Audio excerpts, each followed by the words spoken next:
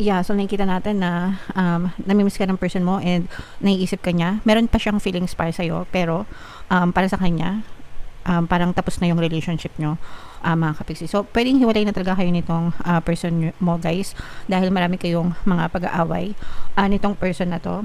And yung mga differences nyo, mga kapiksi, mga hindi nyo pagkakasundo, pwedeng yun yung naging dahilan kung bakit nagkalayo ka nitong person na to. And he or she is taking their time para magbago.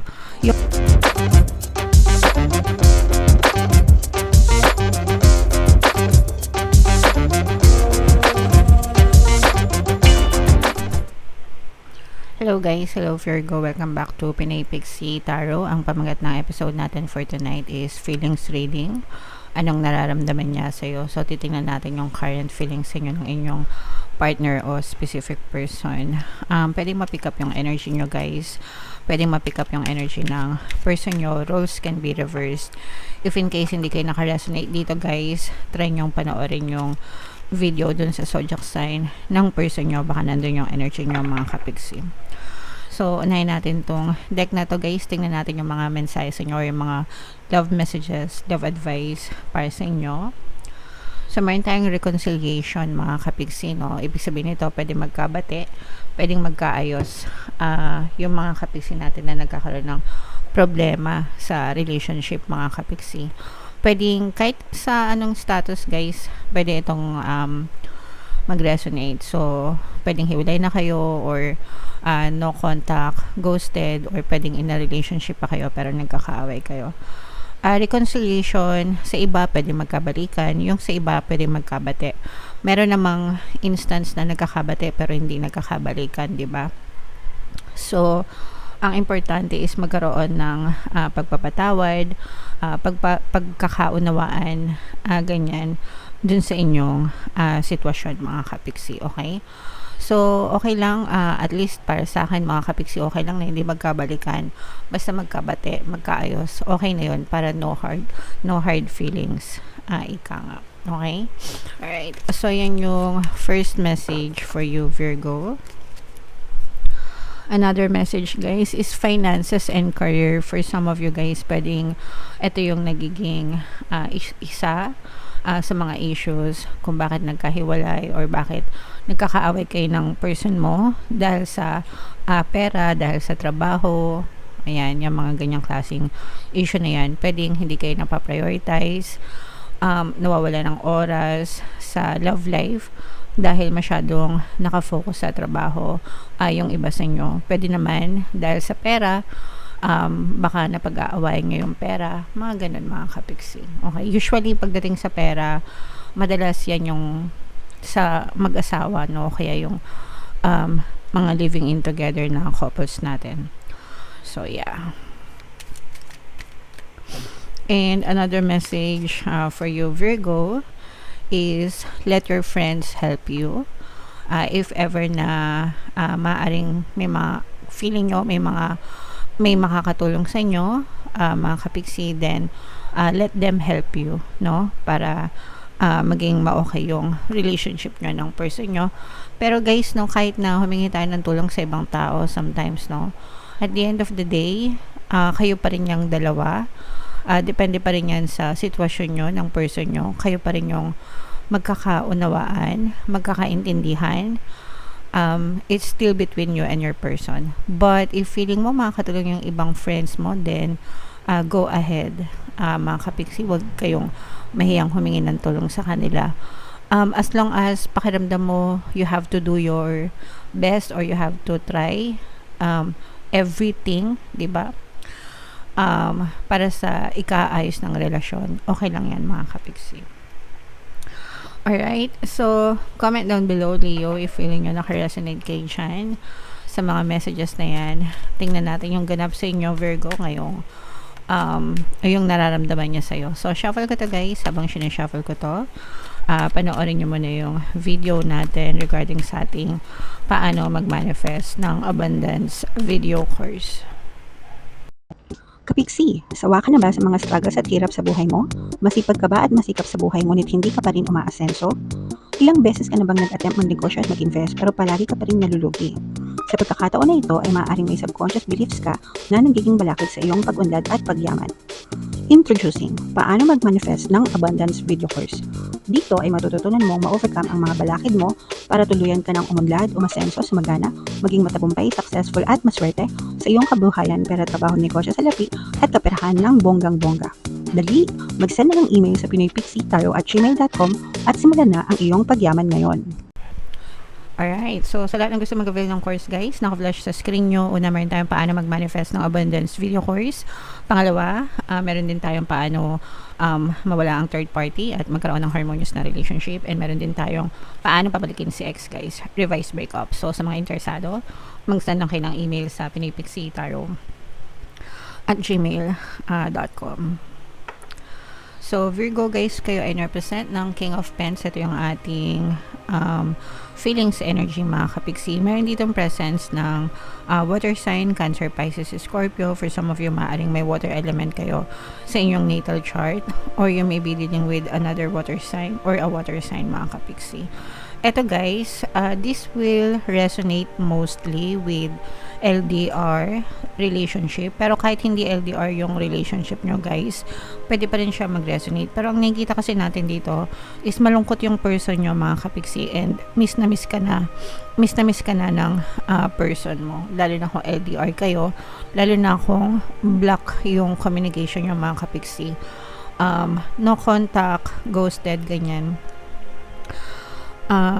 Yun yung nakikita natin dito. For some of you, pwedeng din, no, magkaiba kayo ng lahi. Excuse me guys. Magkaiba kayo ng lahi ng person mo. Baka yung mga tinatawag natin AFAM, ganyan. Yung mga term ngayon, AFAM, mga kapiksi, no? Foreignoy, di ba? But yeah, anyway, yun nga, yung baka magkaiba kayo ng lahi, tapos LDR kayo, and baka in separation kayo, mga kapiksi. And ang nakikita natin is malungkot itong person mo, lalo na wala kayong communication sa isa't isa. Pero this person, parang kahit na hindi rin siya nag-effort mga kapiksi na mag-reach out sa'yo, kasi parang gusto niya rin maging successful sa buhay niya. Meron siyang, kumbaga parang priority niya ngayon is hindi ikaw at saka hindi yung love life nyo, kundi yung personal goals niya sa buhay. Gusto niya magtagumpay and gusto niyang maging successful mga kapiksi. Hindi ko nakikita na babalik siya right now, but if ever man na babalik siya in the future, gusto niya pagbalik niya sa'yo is successful na siya. Somebody na maipagmamalaki mo, somebody na may maipagmamalaki sa'yo. Ganun yung gusto niyang mangyari, or ganun yung nasa isip ng person mo mga kapiksi. So nakikita natin na namimiss ka ng person mo and naiisip ka niya. Meron pa siyang feelings para sa'yo, pero para sa kanya, parang tapos na yung relationship nyo, mga kapiksi. So, pwedeng hiwalay na talaga kayo nitong person mo guys, dahil marami kayong mga pag-aaway nitong person na to. And yung mga differences nyo, mga kapiksi, yung mga hindi nyo pagkakasundo, pwedeng yun yung naging dahilan kung bakit nagkalayo ka nitong person na to. And he or she is taking their time para magbago. Yung separation period nyo right now mga kapiksi, this will not resonate with all guys. Pero if separated kayo, kinukuha nyo yung time na yon, or ginagamit nyo yung time na yon para magbago siya on their own, para maging better version siya ng sarili niya. Especially guys, kung let's say for example, baka nung nagsasama kayo, palagi mo siyang inaaway, yung tipong nandiliit siya sa sarili niya, mga kapiksi. Baka may mga ganong klase kayong pag-aaway na parang minamaliit mo siya, or feeling niya minamaliit mo siya, mga kapiksi. So naging ugat yon sa kanya para magsikap siya ngayon. Ganun yung mindset niya right now guys. Gusto niya magbago, gusto niya magsikap para sa sarili niya na hindi ka kasama. Tinitiis niya kahit na may feelings siya sa'yo. Pero yung feelings niya parang hindi enough para bumalik siya right now. Again, ang focus ng person mo is pagbutihin yung sarili niya, mga kapiksi. Okay? Alright. So, kung sa feelings at feelings lang din, guys, meron pa itong feeling sa'yo, pero like I said, hindi siya enough para bumalik sa'yo, or hindi enough para magkaayos kayo right now, mga kapiksi.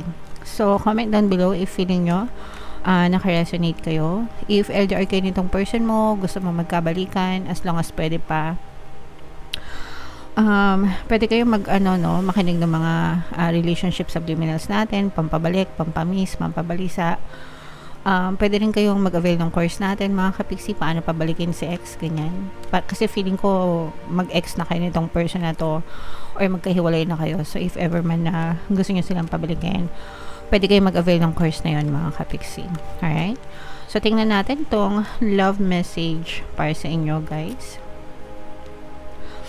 Idaan sa mahinahon na pag-uusap, huwag palaging galit.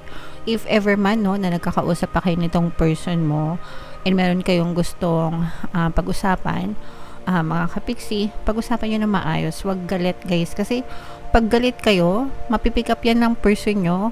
Ang tendency niyan, magiging reactive yan. Magre-react sila sa energy nyo, mga kapiksi. So, kung galit kayo, galit din sila. Nagets nyo ba? Kasi yun yung reaction nila.